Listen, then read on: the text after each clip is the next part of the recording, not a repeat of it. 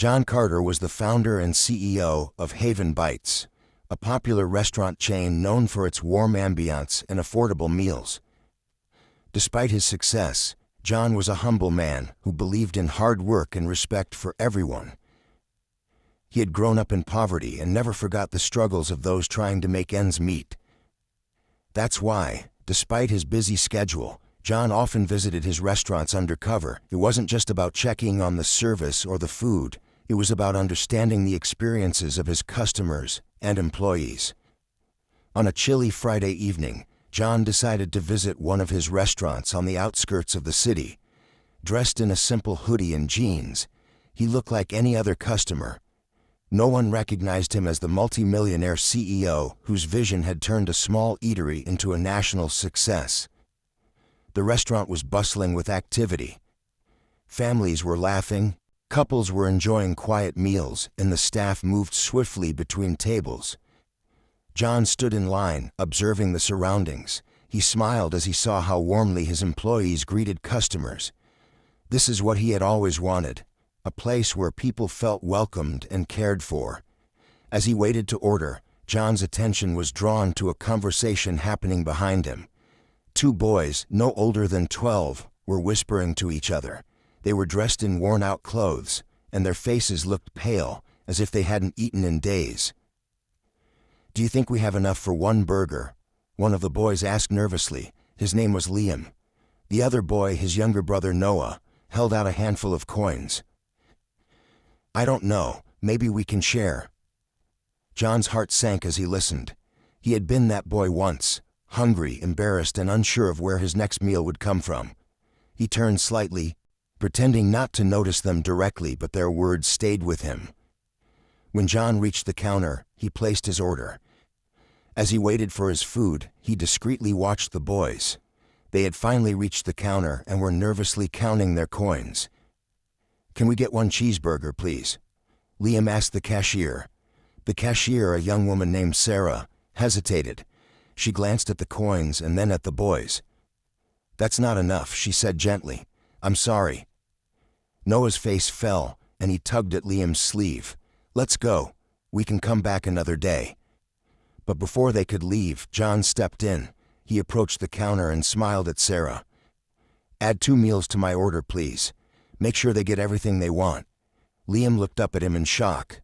"Mister, you don't have to. It's no trouble at all," John said warmly. "Everyone deserves a good meal."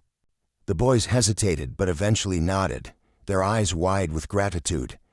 Sarah quickly prepared their food, and the boys sat at a corner table, eating as if they hadn't seen food in days. As John sat down with his own meal, he couldn't help but keep an eye on the boys. Something about them reminded him of his own childhood. After they finished eating, Liam approached him. "Thank you, sir," he said quietly. We haven't eaten properly in a while." "Where are your parents?" John asked gently. Liam hesitated before answering. "Our mom passed away last year. Our dad, he's trying, but he lost his job. It's been hard." John felt a lump in his throat. He knew the pain of losing a parent and the fear of not knowing where life would lead. "Do you come here often?" he asked. "No," Liam admitted. "We usually just walk by and look inside. It's our favorite place, but—" He trailed off, embarrassed. John reached into his wallet and pulled out a card. "Take this," he said. "Come here whenever you're hungry. Show this card, and they'll take care of you. No questions asked." Liam's eyes filled with tears. "Why are you being so nice to us?" John smiled. "Because someone once did the same for me." The next day, John called a meeting with his restaurant's staff. He asked Sarah about the boys and learned that they lived nearby in a rundown neighborhood. Inspired, John decided to visit their community.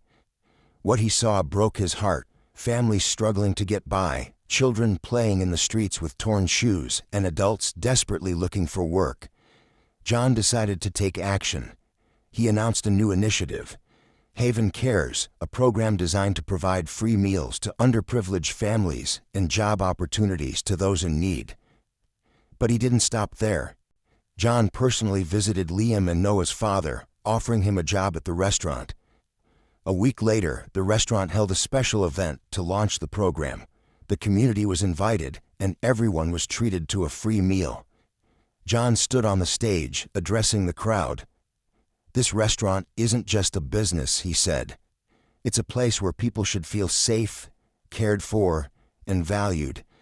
I know what it's like to struggle, to wonder if things will ever get better, but I also know that with a little kindness, we can change lives." The audience erupted in applause, and Liam and Noah watched with wide smiles as their father shook hands with John. From that day forward, Heaven Bites became more than just a restaurant. It became a beacon of hope. And while most people never knew the CEO's role in their transformation, John didn't mind. For him, the real reward was seeing smiles on the faces of those who had once known only struggle. As for Liam and Noah, their lives changed forever. Their father became a respected employee, and they no longer had to worry about where their next meal would come from.